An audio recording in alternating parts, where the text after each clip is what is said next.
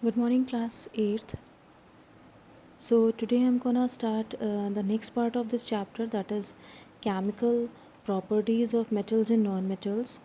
Electronic configuration, as I told you, that in the valence shell of the metals there are 1, 2, or 3 electrons, and in the valence shell of the non-metals there are 4, 5, and 6 and 7 electrons. So, you can say that metals are more reactive than the non-metals. And let us see the reaction with the oxygen. When the metals react with the oxygen, they form metal oxides. See, the metal, when combines with the oxygen, it forms the metal oxides. Okay, like magnesium. Magnesium is a kind of metal. When it combines with the oxygen, it forms magnesium oxide. In the same manner, sodium forms sodium oxide, potassium forms potassium oxide, calcium form calcium oxide. Okay, so all these metals form oxides, but if you see what is the nature of the this oxide, then basically the metals are going to form a basic oxides. You have acids and bases chapter you have studied in your class 7th. So these oxides which are formed by the metals are actually basic in nature. These are actually the bases. Like for an example, one activity shown here, that you are going to burn the magnesium ribbon. If it is burning, means magnesium oxide is formed, and when that magnesium oxide is mixed with water, then and that solution is tested with the litmus paper, then it turns blue litmus paper to red, means it forms a sorry it turns the red litmus paper to blue. So it forms a basic kind of the what do you say, oxides of the oxides of the metals are actually basic in nature. On the other hand, if we talk about the non-metals, these also react with the oxygen to form the oxides, and these oxides are actually acidic in nature. Okay, see the here the carbon, when it combines with oxygen it forms carbon dioxide. Sulfur, when combines with oxygen it forms sulfur dioxide. Sulfur dioxide, when combines with the water, it is dissolved in the water, it forms sulfurous acid, and if we test this it will form acidic. It is a kind of a acid. So you can say that all the non-metals also form oxides, but their nature is acidic, while in the case of metals they form basic kind of the what you say, oxides. Reaction with the water. When the metals react with water, they form metal hydroxide and hydrogen gas is released. These are the two situations. Either the metal hydroxide is formed or metal oxide is formed. So this the reaction depends on the kind of the water. If the water is cold, then they react to form hydroxide. Like in case of sodium, it forms sodium hydroxide, NaOH, and hydrogen gas is released. Reaction with the boiling water. When the water is boiled, it is like magnesium. When reacts with the water which is boiled, it forms magnesium oxide, MgO, and hydrogen gas is released. And in case of some of the metals like iron, nickel, these also react with the steam, and when these react with the steam they form metal oxide, that is iron oxide, Fe2O3, and plus hydrogen gas is released. So this is how the water, means all the metals react with the water to form the metal oxide or hydroxides, and hydrogen gas is released. On the other hand, if we talk about the non-metals, non-metals do not react with the water. Exception of this is phosphorus. Phosphorus, actually it is a very highly reactive non-metal. When it is kept in the air, or it is kept in air, it catches fire quickly. That is why it is also used in the matchsticks. In matchstick, This red phosphorus is used when you just rub it on the surface, it catches the fire quickly. So phosphorus is means it is a kind of a very reactive metal. That is why it is kept in the water. When it is stored in the water, so that it will not react with the oxygen present in the air.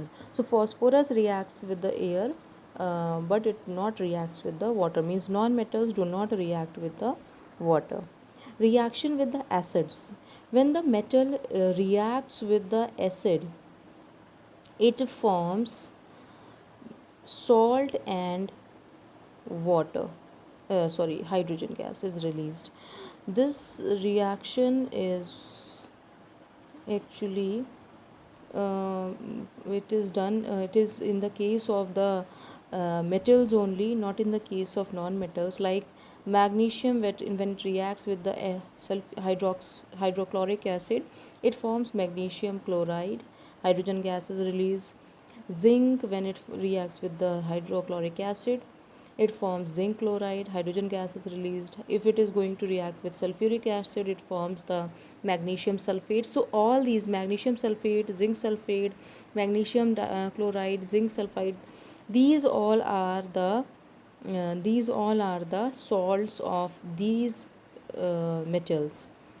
And if we talk about the non-metals, so non-metals do not react with the dilute acids.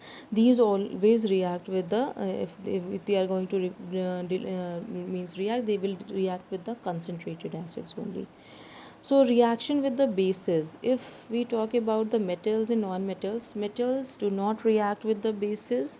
Some metals may react, like aluminium, zinc and lead, but these acids should be very strong, like sodium hydroxide, NaOH, can react with this. And in this process also, a salt and or hydrogen gas is released. If we talk about the non-metals, they also react with the bases, but this reaction you will study in the your higher classes. Displacement reaction: what is displacement reaction? Actually, there is a reactivity series of the metals. You will see this is a reactivity series of the metal, in which all the metals are arranged in such a way that highly reactive metals are placed at the top and less reactive metals are placed at the bottom. So you can say these are in the increasing activity of reactivity of the metals, or from upside if we say, it is in decreasing order of the reactivity. This series of the metal is known as metal reactivity series of metal. In this, if you see, potassium, sodium, calcium, these are placed at the top. So these are highly reactive metals. If we talk about the gold, silver, mercury, copper, these are less reactive, that is why these are placed downwards. So this series is actually based on the nature of the metal, is either it is very reactive or less reactive. So displacement reaction is the one in which a more reactive metal displaces the less reactive metal from its salt solution. Like if we are like this example you can take, this image is quite blur, you can take help of your book. Like in this case, if you are going, we are having one copper sulfate solution in this beaker. Some copper sulfate solution is kept, it is blue in color. And if we put some zinc granules in that, zinc is kept here. Okay, now you see, is this, like, now it is visible to you? See, we have taken copper sulfate solution and zinc is put, means some zinc is also, zinc granules are put in the beaker. Then you will see zinc is placed here and where the copper is placed here. So you can say that zinc is more reactive than the copper. So what it will do, it will replace zinc from its solution and it will form zinc sulfate solution. This solution becomes colorless due to the change in the substance. Like first of all it was copper sulfate. When it is formed zinc sulfate, then this solution will become colorless, and the copper which was present here, it will be displaced by the zinc, and this copper will form some red colored substance that will sink in the bottom. So this kind of reaction is known as displacement reaction, in which a more reactive metal displaces a less reactive metal. Now let us see what are the uses of metals and non-metals. Metals, like all the metals, like iron is used in making the furnitures, grills, almirahs, and in if you talk about the copper and aluminium, these are used in the wires. These are also used in making the alloys. Alloys are the things which are made by the mixing of metals. Like bronze is a kind of a alloy, this which is used for making the statues. Okay. And iron is also used in making stainless steel, in by which your utensils are made. Aluminium pans are present, which are used as a utensils. And other than that, sodium, which is a metal, is present in the salt. Also it is used in the as if tin is present there. Tin is used for making the containers, like the Pepsi container is made up of tin. Other than that, aluminium foils are used for packing the materials.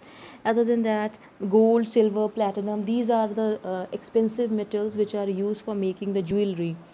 Then if you talk about the non-metals, how they are used. So oxygen is a kind of a non-metal, which is, that it is used by us for breathing.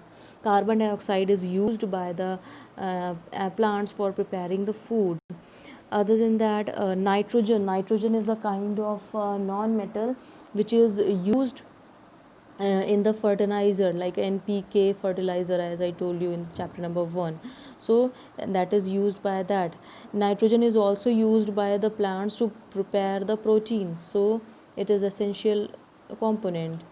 Chlorine is a gas, or Cl2. Chlorine is a gas which is used in the killing germs of the water, means purification of water is done by the chlorine. Iodine is a kind of non-metal which is used in the antiseptic, like Bernol and all. In that, iodine is added. Iodine is also present in the salt. uh, Other than that, sulfur, phosphorus, these are very reactive non-metals, so these are used in the sulfur and phosphorus, these are used in the crackers, matchsticks and explosives. And sulfur is also used in the vulcanization of the rubber, means to smoothen the rubber. These substances are used. So now your chapter is complete. I'll share you with you the all the notes of this chapter, and if you have any confusion, please ask in the class. Thank you, class.